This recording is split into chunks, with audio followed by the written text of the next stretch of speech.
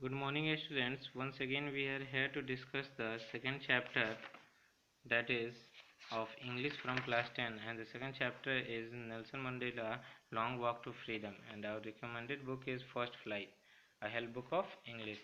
So we have to start the second video, and in second video we are going to start from this para. That day had come about through the unimaginable sacrifice of thousands of my people, and people who serving and courage can never be counted और repaid. वह दिन मेरे हजारों लोगों के अकल्पनीय बलिदानों का सहारे आया था। वह दिन जो हजारों लोग जिनके साहस और तकलीफ़ों का अनुमान भी नहीं लगाया जा सकता है और जिनकी कीमत नहीं चुकाई जा सकती है। I felt that day as I have won many others day. उस दिन मुझे एहसास हुआ कि जैसा कि मुझे और किसी दिन न हुआ है कि मैं केवल उन अफ्रीकी देशों का ही नहीं who had gone before that long and noble line ended and now began again with me। ये उन अफ्रीकी देशों का कुल जोड़ हूँ जो मेरे पहले इस संग्राम को करके जा चुके थे और लंबी और भव्य कहानी और अब दोबारा मेरे साथ शुरू हुई। मुझे पीड़ा हुआ कि मैं उनका धन्यवाद नहीं कर पाया और वे वह देख नहीं पाए जिसके लिए उन्होंने अपना बलिदान दिया था। The policy of apartheid created a deep and lasting wound in our country। ये जो रंगों की भेद वाली नीति थी अफ्रीका में, ये हमारे देश को बहुत ही गहरा घाव दे दिया।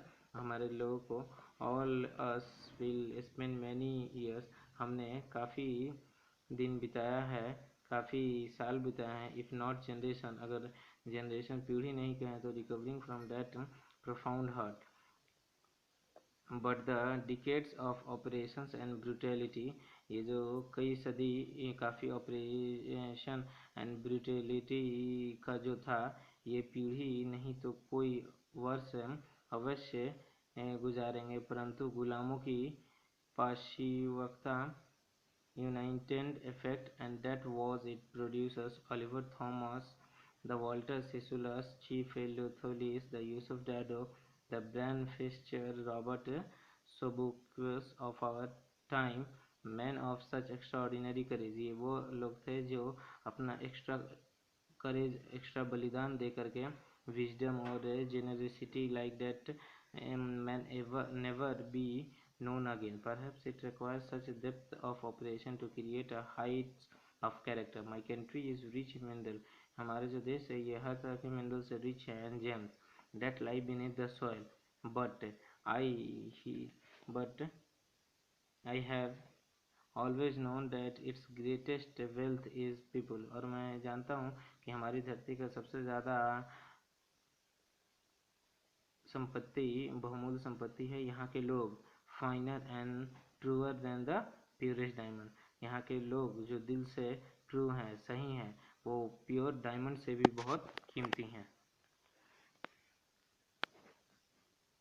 It is from these comrades in the struggle that I learned the meaning of courage। यह संघर्ष के उन दिनों की बात है जब मेरे साथियों से ही मैंने अपना साहस सीखा था। साहस का अर्थ था कि समय के हिसाब से लोगों के लिए अच्छी काम करते रहना। आई have scene man and women risk and give their lives for an idea. मैंने यह देखा कि कैसे पुरुष और औरत एक विचार के लिए जोखिम उठाते हैं और जान देते हुए दिखाई देते हैं। I have seen men stand to attack and torture without breaking, showing strength and reliance the defies the imagination. ये दिखाता है कि कैसे पुरुषों के हमले और या तनावों के सामने बिना टूटे हुए डटे देखा है, ताकत और हट दिखाते हुए जिनकी कल्पना भी नहीं की जा सकती है। आई लर्नड दैट करेज, मैं वह करेज सीखा, मैंने सीखा कि कैसे डर का सामना किया जा सकता है। And was not the absence of fear, और डर के बगैर जी सकते हम लोग, डरना नहीं है, बट द थ्रिम्प ओवर इट, और उसके ऊपर अपना साहस नहीं खोना है, परंतु डर के ऊपर हमें क्या करना है, थ्रिम्प, अपना विजय प्राप्त करना है। The brave man is not to be who does not feel afraid. एक ब्रेव मैन वह नहीं है जो डरता नहीं है, बल्कि वह होता है जो उस डर के ऊपर जीत हासिल करता है, जो वो उस फियर को कंक्वेयर करता है। No one is born hating another person because of the color of his skin. कोई भी इंसान जन्म नहीं लिया है जो त्वचा या उसकी पृष्ठभूमि या उसके धर्म के आधार पर दूसरे व्यक्ति से नफरत नहीं करता। People must learn to hate. लोगों को ये नफरत करना भी सीखना होगा। And if they can learn to hate, अगर वो नफरत करना सीखते हैं, then can be taught to love, तो उन्हें प्यार करना भी सिखाया जा सकता है। For love comes more naturally to human heart than its opposite. प्यार जो होता है नफरत के मुकाबले नफरत सीखते हैं और सिखाया जा सकता है, क्योंकि प्यार प्राकृतिक रूप से मानव के हृदय में आता है। Even in the grimmest times in prison, when my comrades and I were pushed to our limits, जब मैं जेल के अंदर गंभीर समय में भी था, जब मुझे मेरे साथियों को दर्द सहने की हद तक यातना दी गई, एक guard I would see A glimmer of humanity in one of the guard, मैंने एक गार्ड के अंदर मानवता की चमक देखा था। Perhaps just for a second, कुछ सेकंड के लिए ही सही। I it was enough to reassure me and keep me going. ये एक सेकंड के लिए एक ऐसा साहस उसके द्वारा दिखाया गया था, मुझे तसल्ली दिलाया कि तुझे मुझे जारी रखने के लिए काफ़ी थी। A man's goodness is a flame that can be hidden but never extinguished. आदमी की अच्छाई एक ज्योति के समान होती है जो कभी धीमा तो हो सकती है लेकिन कभी भुलाया नहीं जा सकता और ना उसे बुझाया जा सकता है। In life, every man has twin obligation to his family, to his parents, to his wife, children, and he has an obligation to his people, his community, his country. Okay? हर इंसान, हर एक किसी भी देश के कोई भी मानव के हर आदमी के पास दोहरी बाधाएं होती हैं। दो ऑब्लिगेशन होता है। पहले ऑब्लिगेशन तो उसके परिवार, माता पिता, पत्नी और बच्चे के प्रति होता है, और दूसरा उसकी बाध्यता होती है उसके समुदाय, उसके देश के लोगों, उसके देश की बाध्यताओं के लिए। In a civil and human society, each man is able to fulfill those obligations. In civil and पारिवारिक तौर पे और सामाजिक तौर पे भी देखा जाए तो इंसान को दोनों obligations को पूरा करना रहता है according to his own inclination and abilities.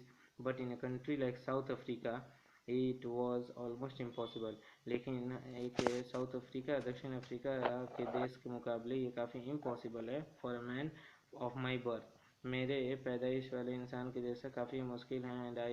And colour to fulfil both of this obligation, और मेरे जैसा इंसान का जो पैदाइश जो इस कलर भेद, रंगों की भेद के सामना करते हुए दोनों ऑब्लिगेशन को पूरा करें। In South Africa, a man of colour who attended to live a human being was punished and isolated. जो एक इंसान की सभ्यता के हिसाब से जीना चाहता है उसको पनिशमेंट मिलता है, आइसोलेट मिलता है। In South Africa, a man who tried to fulfil his duty to his people was inevitably ripped from his family and his home and was forced to live a life apart, a twilight existence of secrecy and rebellion. अगर कोई इंसान अपने देश के प्रति जीना चाहता है तो उसको उसे खुद परिवार वाले उसको अलग कर देते हैं, फोर्स करते कि वो उनके परिवार से अलग जिए, दोहरी ज़िंदगी जिए जो सेक्रीफाइस और रेबेलियन का होता है। I did not in the beginning choose to place my people above my family. मैं खुद शुरुआत में अपने देश के लोगों को अपने फैमिली के ऊपर नहीं रख पाया। But in attempting to serve my people, लेकिन अपने लोगों को सर्व करने की, सेवा देने की चाहत में, I found that I was prevented from fulfilling my obligation as a son. मैं बचा रह गया अपनी जिम्मेदारियां एज अ सन, बेटे के मुताबिक एक जिम्मेदारी पूरा करने में बचा रह गया, एक भाई के मुकाबले, एक बाप और एक हस्बैंड के मुकाबले अपनी जिम्मेदारियों को पूरा करने से मैं रह गया।